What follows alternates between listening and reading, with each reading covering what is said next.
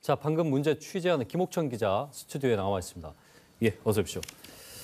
자, 일단 발달장애인 평생교육센터가 전국에 30곳이 넘는데 부산에 2곳뿐이에요. 네, 현재 부산에선 강서구와 금정구 두 곳에만 발달장애인 평생교육센터가 있습니다. 이 두 곳도 조성하기 위해서 굉장히 힘든 과정을 거쳐야 했는데요. 예. 강서구는 부산 16개 구군 중에서 유일하게 장애인 복지관이 없는데 네. 강서구에 거주하는 발달장애인 부모들의 요구로 2022년 3월 평생교육센터가 생길 수 있었습니다. 예. 올해 문을 연 금정구 발달장애인 평생교육센터는 발달장애인을 키우는 엄마의 노력 덕분에 마련됐습니다.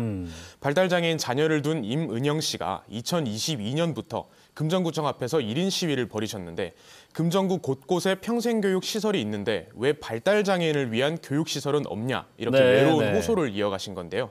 이때 임 씨는 암 진단을 받고 투병 중이었습니다. 예. 끝내 평생교육센터가 문을 여는 걸 보지 못하고 세상을 떠나셨습니다만 금정구는 임 씨의 뜻에 따라 시설을 완공했습니다. 이렇게 어렵게 조성된 센터인데 전액 구비로만 운영하다 보니 발달장애인 부모들은 시설이 언제든 사라지지는 않을까 걱정이 앞서는 상황입니다. 다른 지역은 그 시비나 국비 지원을 받으면서 운영을 하고 있는 거죠. 네, 그렇습니다. 이런 절실한 사연이 또 있었군요. 발달장애인 부모들이 평생교육시설을 간절하게 원하는 이유, 뭐 당연한 겁니다만 어떤 이유에서 그렇습니까? 네, 뭐 가슴 아픈 이야기이긴 합니다만 흔히 이제 발달장애인 자녀를 둔 부모들이 내 아이보다 하루만 더 살고 싶다 이런 말씀들을 하시곤 하는데요. 네. 뭐 다시 말하자면 성인이 돼서도 자립이 힘든 발달장애인의 상황을 반영하는 말일 수도 있겠습니다. 예.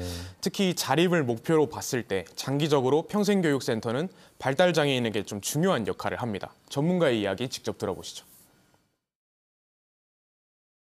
어느 정도 독립할 수 있는 그 기초를 20대 10년 동안 다진다면 20년, 30년의 나이가 들고 나서의 어떤 뭐 투입되는 복지 서비스나 복지 재량 돈들이 상당히 세이브될 수 있는 부분들이 있는데 이건 사실 좀 장기적인 측면으로 시각으로 좀 접근을 해야지만이.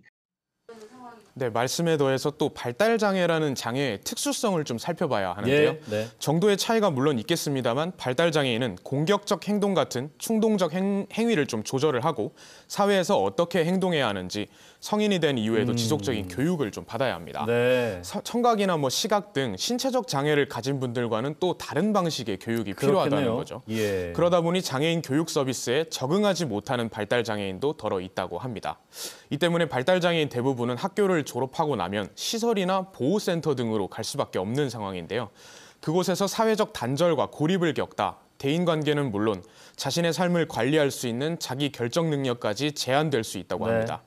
이런 부모의 돌봄 부담은 가중되고 또 보호에만 초점을 맞춘 시설이 가진 한계를 조금이라도 극복하기 위한 방안 중에 하나가 바로 평생교육센터인 겁니다.